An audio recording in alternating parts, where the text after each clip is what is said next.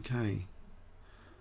I'm just getting ready. Okay. Well, let's have a look at the recent games, maybe of Magnus Carlsen, if that's okay with you guys. Unless you've all seen them before, I could pick other games if you haven't. If you have, is it okay to go for a Carlsen Shirov game? Yeah, Carlsen Shirov. Let's have a look at this. So this is in the Biel Chess Festival. Okay, so knight f3 for Magnus, and d5.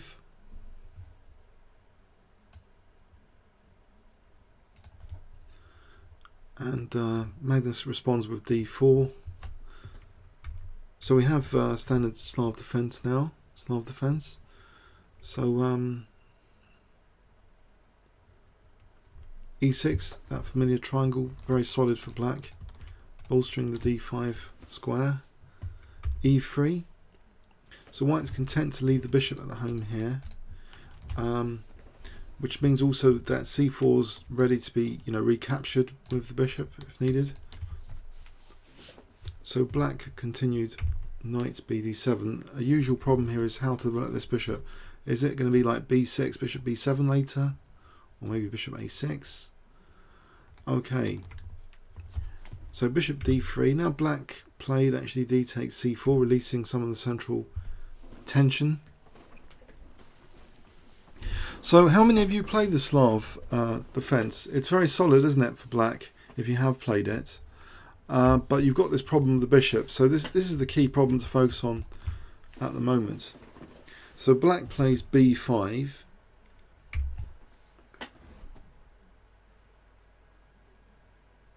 And Magnus simply puts the bishop on d3. Which later, of course, it could be, put back on c2, maybe, and keeps an eye on h7. Bishop b7. And now Magnus simply castled. So it seems to be simple opening play, nothing too ultra theoretical so far, but things are getting sharper now after e4. Black plays c5, and things get very sharp. The first kind of positional sacrifice. And what does it emphasize here? Magnus plays d5, positional kind of pawn sack. The king's still stranded in the center, so obviously it'd be nice maybe to get the e-file open in principle, but in practice here, does this match the details of the position? If black did dare take and snap the pawn up, there'd probably be big trouble, I expect. Do we need to prove that? Let's have a quick look. ED, or maybe even e5, I don't know. So takes, say this is going to be horrible, isn't it? There's like bishop b5 anyway. If white wanted to play bishop b5. So, okay, so d5, yeah. d5 looks good. c4. So the bishop retreats. And now queen c7. Content just to eye these dark squares. So these dark squares might be useful for black. That might be black's trump card. He doesn't mind the potentially seemingly weak e6 pawn here. If white did play d takes e6. Maybe there's enough dynamism for black here. Okay. So white instead elects to play the move knight d4. Knight d4. Okay. Now, so e6 is really under fire. What does Shirov do about this? He actually just plays e5 and invites knight f5. And now the knight's seemingly kicked again. And it looks as though, maybe the routine move would be to retreat back, maybe to g3 or e3. But no, actually the knight goes to the edge with knight h6. So black definitely is stopped from casting kingside later. Doesn't really want to give up this dark square bishop. So, okay. So what do we think about this?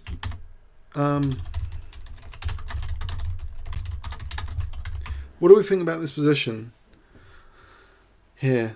Does white already stand better here? Or is this theoretical even? is it theoretical? So Shirov plays knight h5.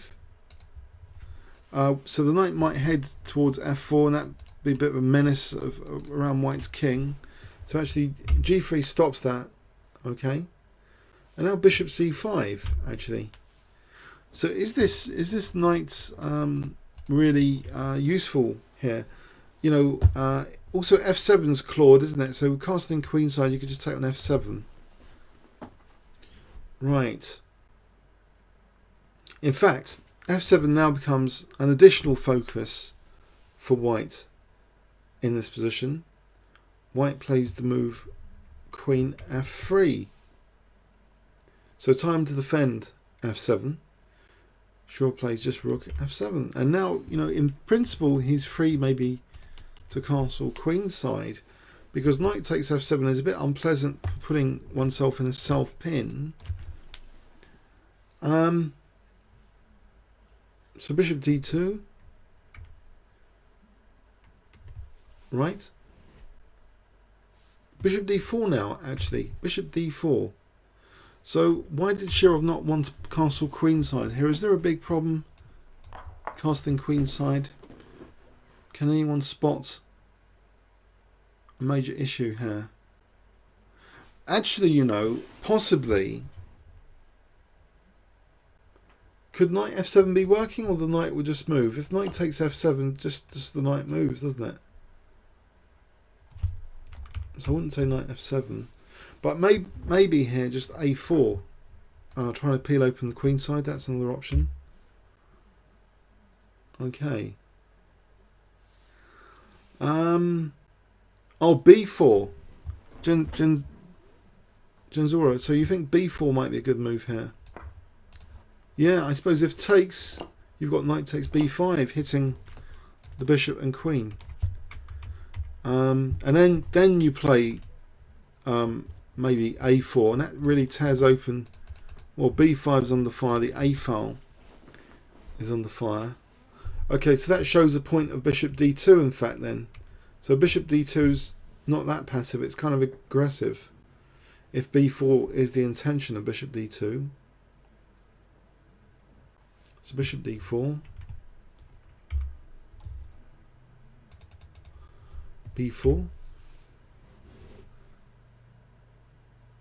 was played anyway, as though a4 next will peel open the a file. So black took, bishop takes b3, and now we see the c file is actually very useful for white. So it doesn't look that pleasant now. Maybe this is justifying that knight on the rim. You know, black's not really that easily castling queenside, it seems, here. So he plays actually queen d6. So rook c1, natural move, looking. Knight g7. And white carries on with the attack on the queenside now, a4. So knight g7 did prepare something though for black, counteraction, which he uses f5. Is it a bit too slow? White takes on b5 though, and after f4, with this rook on f1 protecting f2, you know, fe is not such a big problem. So knight e2 now, as though, you know, fg, there might be queen g3. So bishop is also attacked, so bishop goes back. Okay. Magnus takes another pawn. He's getting some squares with these pawn munches. So bishop c4. You know, potentially, if he neutralizes this diagonal, you know, c6 later is going to be a problem. g5 looks maybe a bit slow. White takes on a6 now. Check. King's in trouble. Bishop d8. Now knight f5, attacking the queen and knight. So is this prompting knight takes f5? Okay. E takes.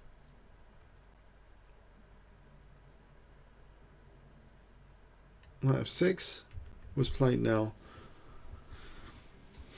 But this king in the centre is a bit of a problem. If white can get, you know, a check in or maybe here to get to the king, this is going to be dangerous, wouldn't you say?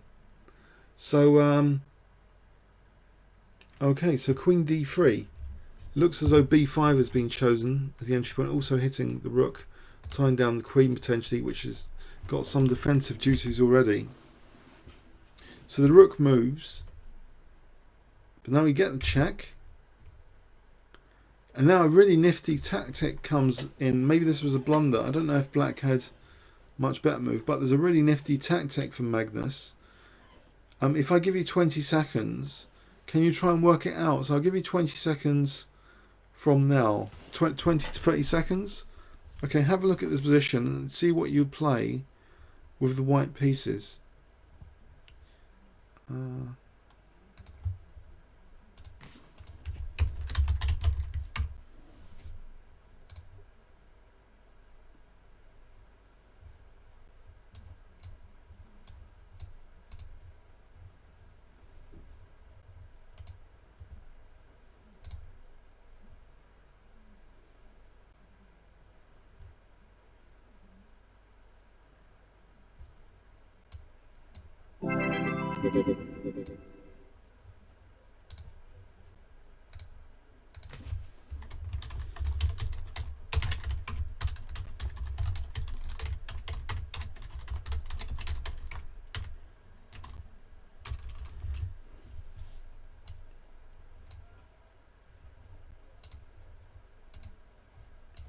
Okay.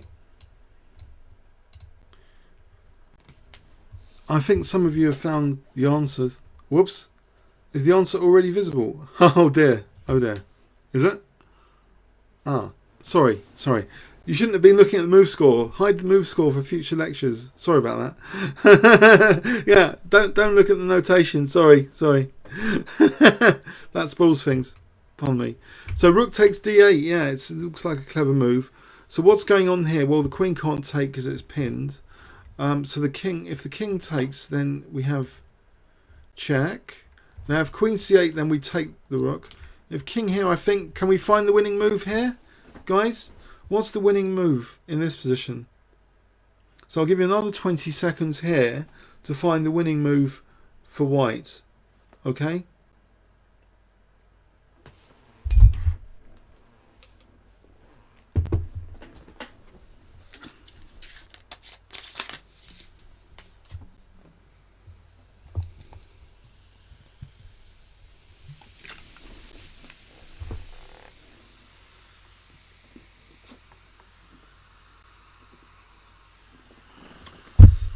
Oh, someone spoiled it already? Okay. Alright, yeah, so I think checks are often lethal tactically, and here is no exception. So that's a big clue. I hope you've all seen it now. So what useful check have you got which would overload black's defensive duties? Here. Very useful check. Okay. Bishop b4. Yeah, it's pretty nasty skewer. It's, you know, so the king moves, then there'll be queen takes f8. Mate, in fact. Mate. So that was a neat tactic there. So it seems... Let's have a look at this strange game. Sorry, yeah, Diet Coke. Let's have a look at this strange game. White played very, you know, quietly. Didn't seem to do anything too special. Yet seemed to get inroads into black's king safety. So that's quite amazing from such a quiet opening setup from white. That he just used a little kind of high level positional, you know, pawn sack here, which doesn't look too, you know, outrageous or anything. d5 doesn't look amazingly outrageous. Okay, so c4. I don't know if this is like weakening black's position. But it seems, you know, c4 gains a tempo, gains access to c5. Seems logical from black as well. And as though, you know, black, if he can castle queenside, then, you know, what's the big problem? Yeah? But this strange turn of events now was I think, really, really unusual. Where the knight now goes to d4, heading, for this h6 square, believe it or not. Just to pedantically, keep a claw in on the f7 pawn. So I think that's quite fascinating in this game. This knight going to h6. I don't know what you guys think. Whoops. Let's go back. Sorry. e5. So the knight heads to f5. And now holds on, to the f7 pawn. And the queen comes in rather crudely as well very soon to f7. But crude but effective. It's difficult, for black already. So this is a really, really clever idea now, because bishop d2 is really clever. As someone pointed out, that b4 and a4 will come in if black castles queenside. So if castles queenside, we have b4. So say, this looks, horrendous, that this b5 pawn, with this pawn wedge here, it's difficult to arrange a defence of c6. And if you take, then you've fractured, your pawns are now fractured on c4 and a6. So this is really bad leverage for a4 here. And also, I suppose we should note that f5, takes, and then the queen's actually on h5. So there's no taking like that. The knight's also on f5. So it's difficult for black to have counterplay in this position. Okay, so it's difficult to have counterplay in this position. So that's probably why Alexei Shirov decided that bishop d4 instead of castling queenside. Okay, bishop d4. Potentially maybe this or this or this could be useful in some variations, but b4 anyway stops black using that c5 square for either knight or queen, and still this a4 is a menacing threat held over black.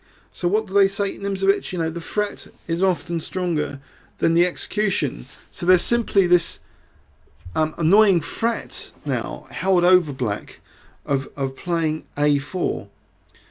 So now, unfortunately, is the threat stronger than the execution? Because what did Shirov do to avoid a4? He seemingly self-destructed his position. Because if you give the white the c file, then it's going to be big trouble, isn't it, for your king's safety?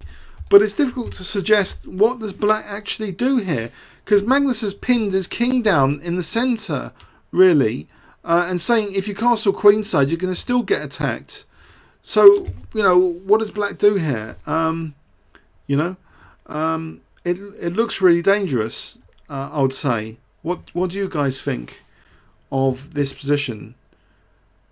Looks quite dangerous, yeah? Does anyone think black missed a major idea here? There wasn't any major idea missed from black, was there?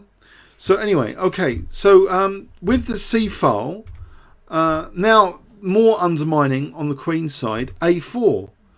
Now I guess black doesn't really want to play b4, because then like knight e2 hitting b4 and the bishop, it's more responsibilities. It just seems to collapse now, the black position. This king side wasn't particularly effective the way Magnus played it. He made sure that f2 was adequately defended, and now he just got to the black king. Simply, he just got to the black king, interrupting black's initiative on the king side anyway with this knight f5. Not minding rook takes f5 here, because maybe check is dangerous on h7. So the queen makes its way to head to use the b5 square to strike at the black king. So a very neat game, I thought. Very neat game with this potential finish, which wasn't played out. So I hope you enjoyed that one. Let's look at another Magnus win from the Biel Chess Festival, shall we? What happens on b4 knight e2? Bishop b6 perfecting e5. So what move number is that? So b4, c takes b happens. Bishop takes b3. I'm not sure where you mean. What move number? Wondering M. What happens on B4? Do you know what move number?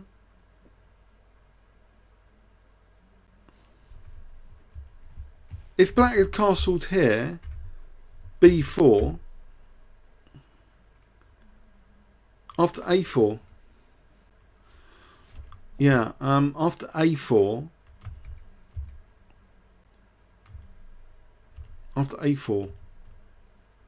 oh sorry, after A4, right, okay. Alright, so B4 here, right, this is interesting, yeah. B4, maybe this is better, yeah, you're right. So knight E2, is knight E2 the best move? So you're saying bishop B6. Okay. Bishop B6.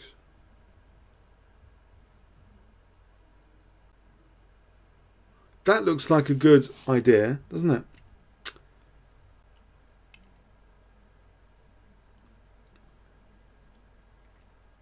Probably that's better than the game, isn't it? That would look to be an improvement on the game. Would everyone agree? I can't see an immediate way for Magnus to have made progress here. Can anyone?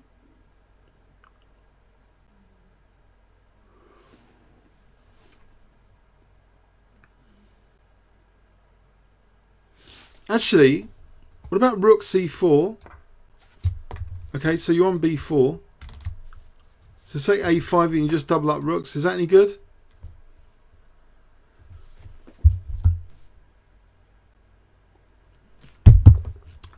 Now there might be a threat of rook c6. Maybe black didn't like that. Is it possible that black didn't like rook c4? Does that answer the question?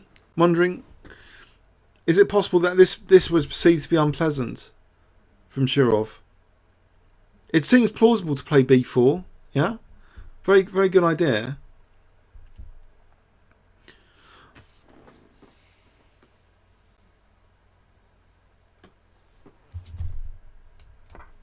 We're saying bishop a6. Really? Rook c6. It's trouble. Where's the queen going? e7? b8? I don't know. It looks a bit dicey to me.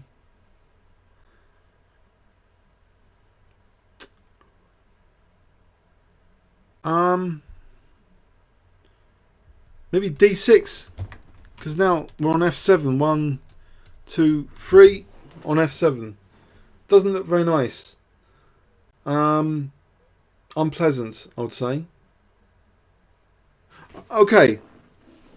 Alright, let's have a look at another Magnus game from this tournament. So he's had 2 wins. Let's look at both wins. Okay, I'm just going to load up the other game.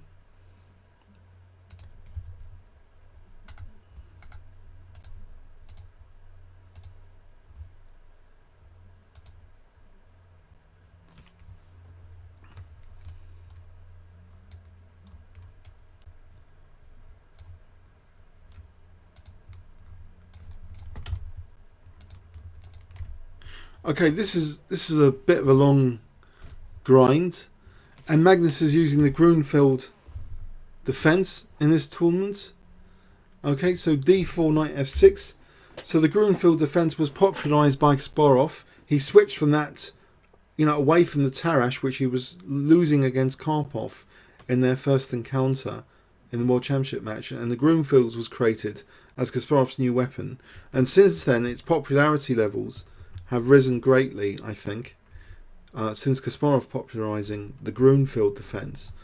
So there's tons of theory on it. So e4, sort of mainline. This looks very mainline-ish. So c5, but now white plays rook b1. Okay, probably quite trendy. Black castled, bishop e6, and now b6. So black's trying to get, a good grip, on these light squares. And, maybe stuff like this happens later with c4 being a bit of a problem. on the C file. So castles bishop b7. White wants to avoid a move like e5. As I say, you know, these light squares could be a major problem for white. So d5, you know, shutting out this bishop. Okay. Now Magnus, it is a pawn sack as well. It does involve sacking this pawn, and Magnus is keen to take the pawn and hold on. So he takes the pawn. So what dynamism does this positional sacrifice give white? So that's the big question here. What dynamism does white get? Well, he might have this pawn roller in the centre. So he plays bishop c4 as though maybe, you know, e5, because this bishop's now protecting d5. Okay. Someone's mentioned on live stream, yeah, there's a 3-to-1 though pawn majority here to contend with. If these pawns start going forward, yeah, that's going to be dangerous for the endgame. So just bear that in mind. But in the middle game, these guys might be interesting for the tactical possibilities. And, you know, black king safety. So bishop g7 going back home to protect the king. Queen d3. Now queen c8. As though bishop a6. Just to get rid of this light square bishop maybe. Also eyeing g4 maybe. So rook e8 defending that pawn. Now e5. So we have these two aggressive pawns in the centre. As though e6 might be a problem. Or d6. So Magnus is not too panicky about this. He just plays e6. Still, you know, there's a positional theme running across. You know, if you can get these light squares, that would be great. So took, rook to the centre. So white's got a nice grip on the centre for the moment. Nice grip on the centre, d6, and this pawn looks a bit measly for the moment. But e5 is slightly weak, so Magnus actually gives up now. He wins another pawn. He snatches another pawn. Spike and Butch, isn't this queenside majority often overrated? I think that white's d pawn is often much more dangerous. Well, this remaining e pawn is about to be munched actually with Magnus's next little mini sort of plan. He takes on f3. After queen takes f3, look, e5 is being weakened, but the rook's on pre at the moment. So he first defends his rook, and at the same time, he's putting more pressure on e5. So e5 is not able to be defended. You know, if bishop f6, then there's still knight takes e5, in fact. You know, takes. So e5 is dropping. Bishop b5. And, okay, is there a nasty pin? Magnus is prepared to give up. There's no exchange sack. Sorry, pardon me. There's no exchange sack because he's attacking the queen. Forget this. Not a problem. And now he attacks another piece. He plays knight f7, not worrying again about bishop e8 because knight takes g5 attacks the queen. So the bishop moves. And now he does play an exchange sack. He plays bishop d4, not minding, you know, taking, because, you know, he'll protect the pawn. This bishop's strong, maybe e5 later. But here is a little twist. White sacrifices the exchange now. Bang, rook takes d4. So what's white emphasizing with this exchange sack? Maybe the dark squares are a bit weaker after this. C takes, but he wins the exchange back, so we're all equal roughly, except black, after all of this, is currently a pawn up. But in pawn majority terms, he's got a 2-to-1 now. And the bishops have gone, the bishop pair has gone. So the question is, can this knight be, you know, proven better than the bishop?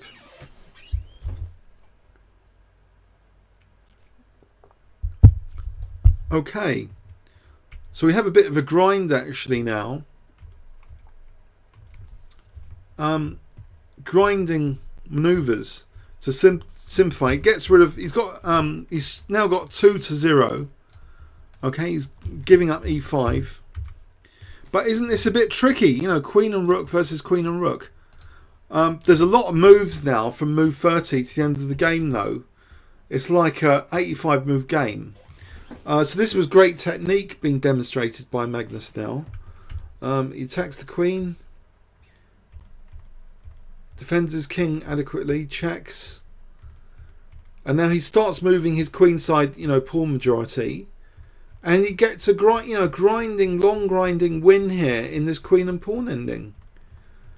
Gradually making progress with his pawns, gradually herding them down the board on the queen side, not minding losing the A pawn.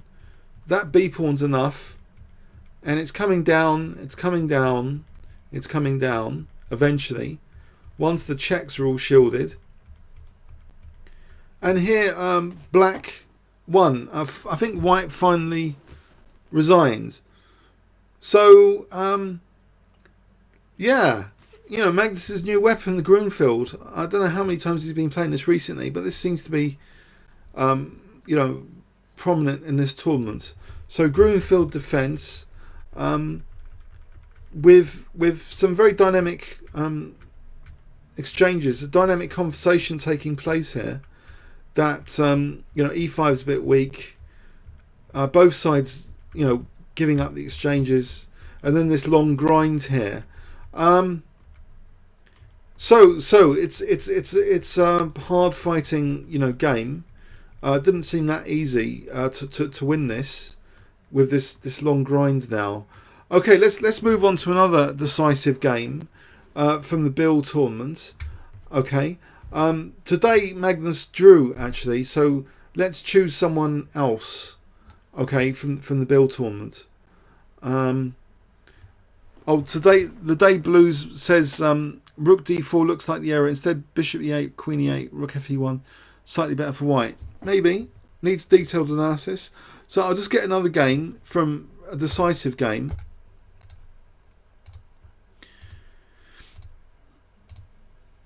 So Morozevich is the other, and Shirov have each won a game in this tournament.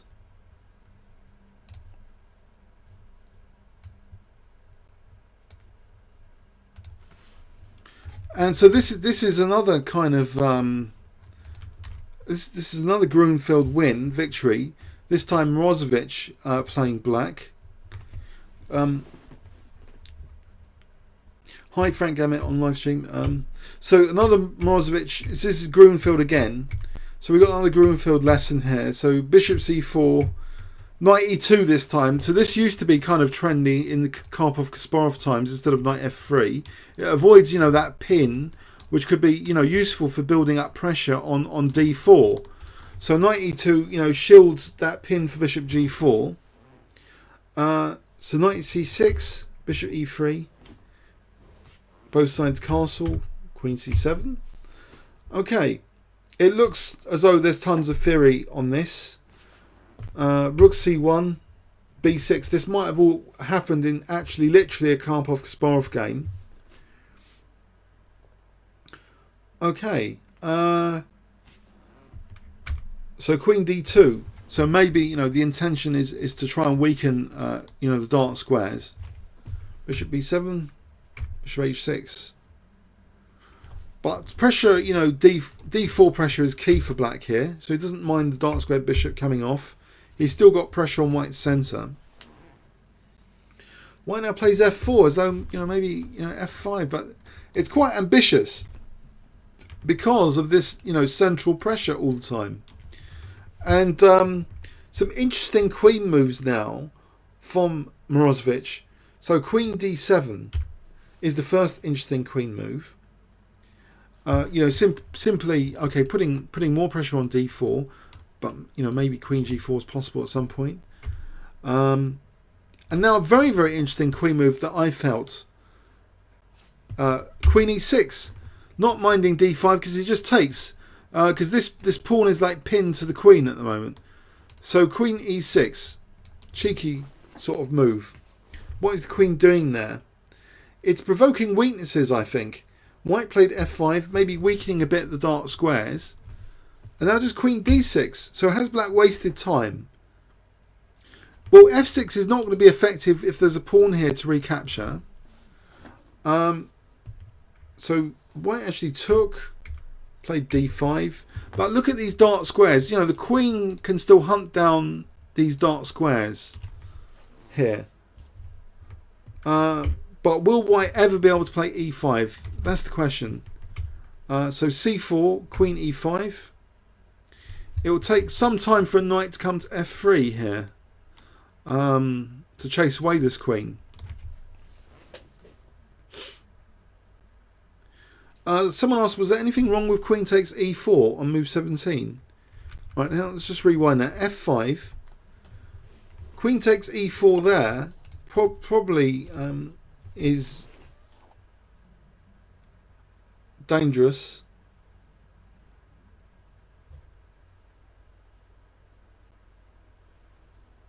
I wonder if knight g3. So the queen, where does the queen go off knight g3? Here or here?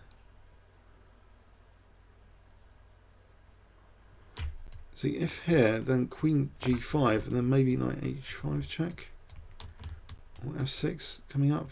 Actually, that looks dangerous. Then rook h4, rook f4. Sorry, pardon me. Sorry, Genzora, you say rook f4. Pardon me. So the queen and then rook h4.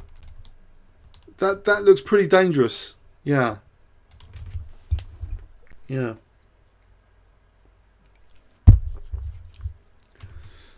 So Mrozovic, he doesn't take that pawn. He just plays positioning. He just getting his square, his dark squares, and he still gets attacked. Okay, queen f4, b5, trying to blow up the white centre still, trying to undermine it.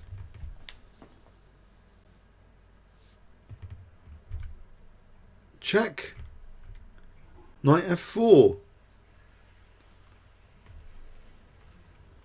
Knight e6 is looking aggressive, but he's got g7 covered at the moment. He takes on c4, but there's another road into, the position maybe, to consider to get to the king, or maybe the 7th rank. So rook a3. So this light knight looks a bit of a menace at the moment. But queen e4, just munching. Check. Speculative piece sack or sound. It's taken. Check. Double check. King has to move. Takes on a7.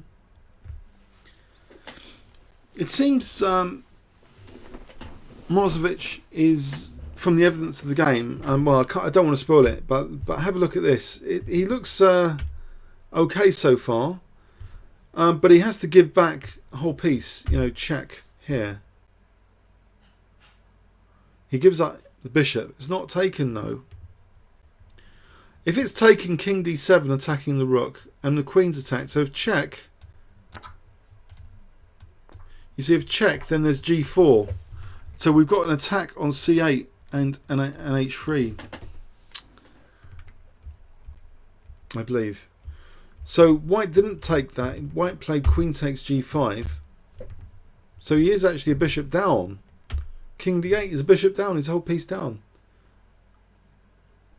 I don't know if he missed the trick there, but this looks as though it's getting bad now, being a piece down. d6 check, check, check.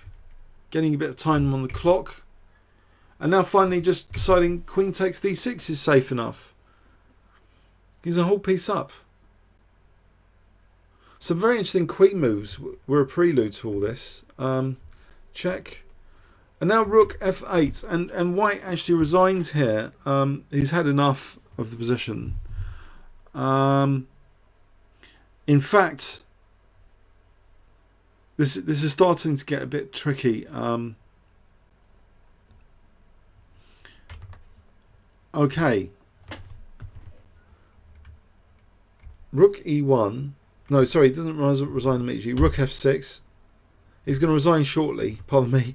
And after queen g3, rook f8, there's an immediate now threat, rook f1, coming to g1 potentially. So So here, pardon me, here white resigned in this position. That's much clearer now. This doubling of rooks on the F file. A piece up. No rook d1 in sight. But in fact, rook f1 in sight now. So interesting Grunfeld provocation. A bit like, maybe we could say it's a bit like the Alekhine defense, but it requires some careful defense to get the provocation, working without getting one's king slaughtered. So let's have a look at that again. So Frank Gambit's got a question on live stream. Why not queen takes h8? Rook takes... Okay, we'll get to that again. Hang on a sec. So there's provocation with the queen here. Kind of cheeky stuff. This queen e6. So white doesn't want to play a move like that, because the light squares will be weakened. So instead, he weakens the dark squares. So it's a bit like Alekhine defense. I can only create a parallel to what you might consider doing in an Alekhine defense. Trying to provoke pawn moves from the opponent. It seems a bit of a negative way of playing the game, but it seemed to do the trick because, once these pawns are getting weaker and weaker, the centre's going to collapse after. White gives up the light square bishop. Visually, though, he gets a very strong-looking knight visually very soon. To e6, but he's losing material with this visual high visual impact. He's losing material. His centre's getting blown up, and the king attack doesn't seem totally convincing because of this beautiful idea of bishop c8. So I think this comes the question here of queen takes h8.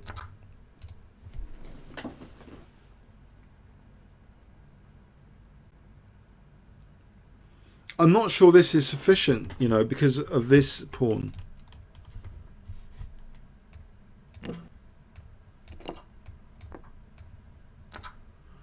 I wonder about c3. Because c2, check, and c1 could be losing a rook. How can you coordinate both rooks here?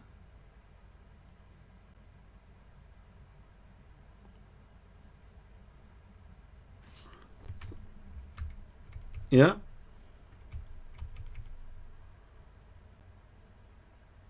Does that explain that? I don't think that's sufficient. Queen takes h8.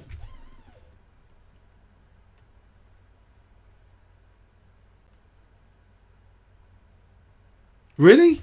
After the game, Rozovic said he was lost. He said queen d6 instead of queen d7 was probably better.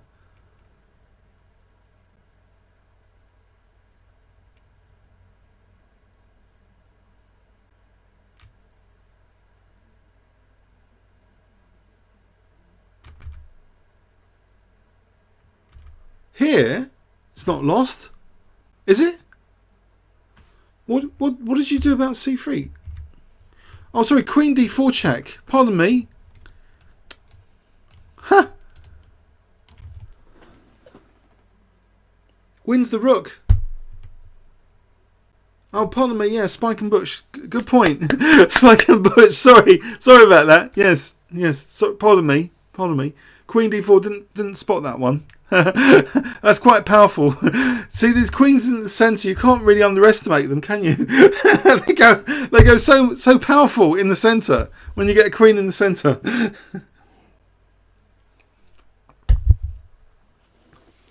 Do we want one more game or any more questions on this game? Should we go for one more game? I did start 10 minutes late. We could go for one more game if you really want. There was another decisive game in the Biel tournament, and so we could briefly look at the other decisive game. Yeah?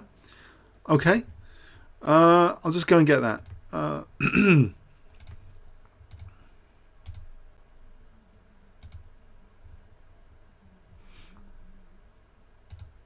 So there was a Shirov win against Caruana, which Don't tell me I can't get the PGN.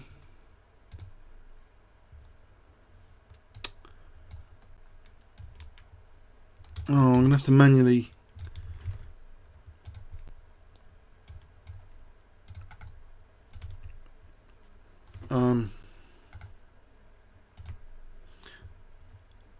okay, this is actually Shirov against...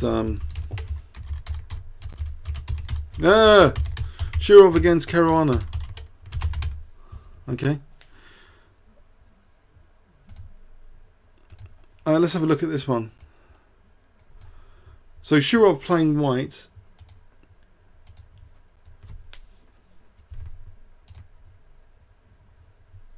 So e4.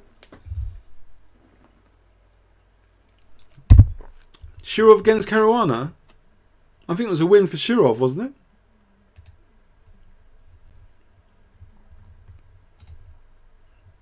So I've just spoiled the story. Oh well, okay, sorry. Okay, but we've only got 10 minutes to check it out. So bishop c4, bishop's opening. Interesting already. Bishop c4, none of this Roy Lopez, just bishop c4. Okay. So knight f6, d3, slow build up from white. Is he going to play for c3 and d4 from this? a3, so the bishop can be tucked in. I like this. I use this a lot myself, this little a3 move. Keep the bishop tucked in over here on this diagonal. f7 could be useful later. Knight f1, the knight can come usefully, you know, either here or here to f5, Kasparov's favourite square. Bishop b3. c3 as though d4 to get that centre. Not minding losing his f3 knight for the moment. But is bishop d4, bishop g4, is this really annoying? Shirov didn't think so. It allows his pawns to be doubled. He doesn't care. He wants, you know, maybe if, you know, takes, you get, you know, the g file.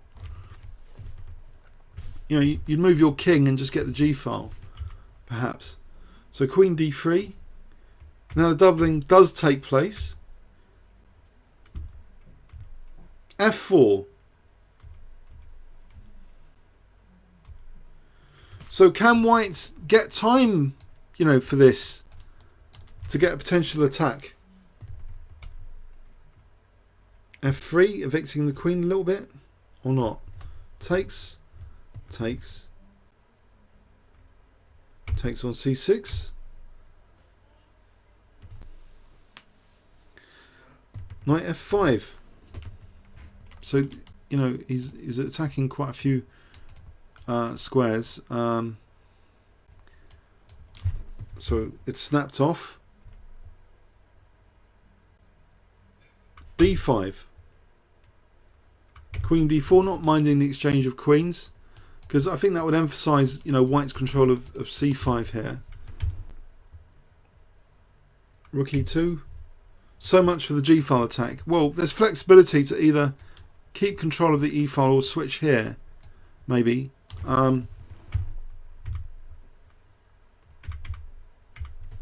Okay, so in this position, looks a bit of a mess, you know, fragmented pawns everywhere. You know, black's got the seemingly more solid pawn structure, but chess isn't so simple, it seems.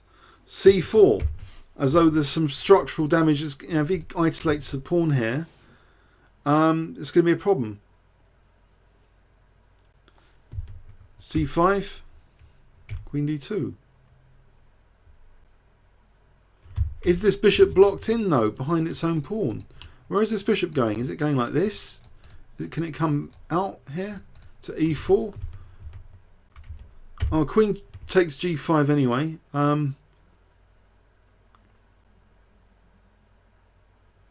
d3. So the rook would normally try and go behind, but here, you know, rook e8 looks strong to come to e2. Or just check.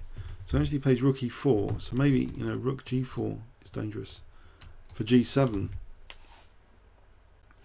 And if d2, you know, maybe bishop d1 just to stop the pawn. So knight d7. Queen e7. Difficult for black. This pawn, is it a liability? It looks to be a liability now. Whoops. This looks to be going badly wrong if he's losing that pawn. He wants to keep a hold of f3 though, because that queen was on f3. So this pawn's a goner now, surely.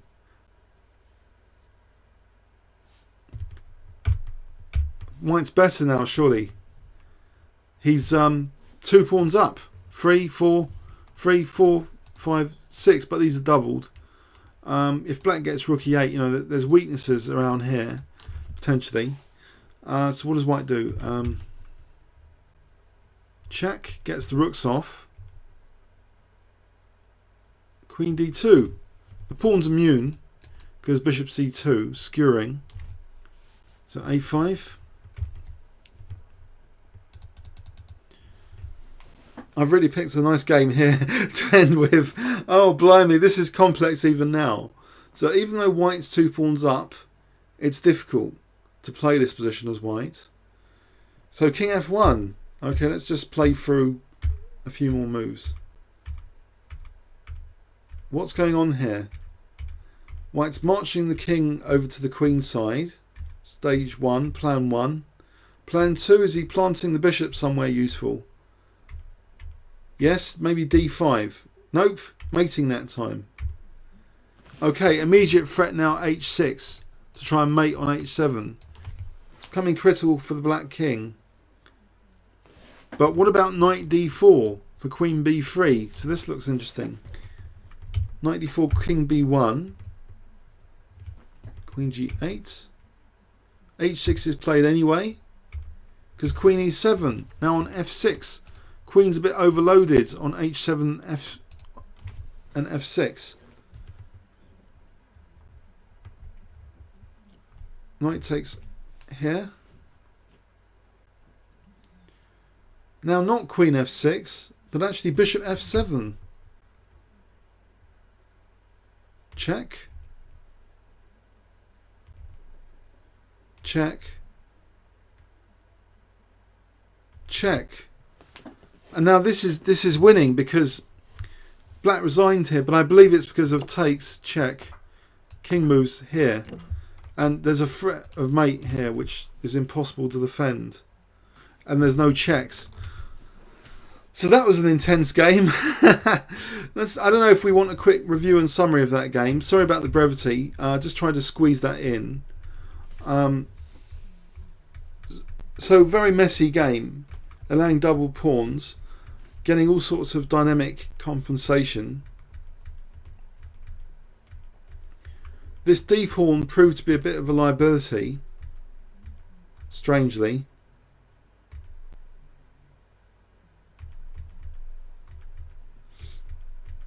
And after that, there was like plan after plan from white. Plan to get the king over here. Plan to improve the bishop came next. A king safety came into the picture, and here was the final phase, this nice little tactic at the end. So I hope you enjoyed this week. We went over a lot of the decisive games of Biel. Hope you enjoyed that, and I'll see you next Tuesday at the normal time. So I hope you got something from this week. Thanks very much. If you've got any comments or questions, I'm still here for a minute or two. Okay, thanks very much.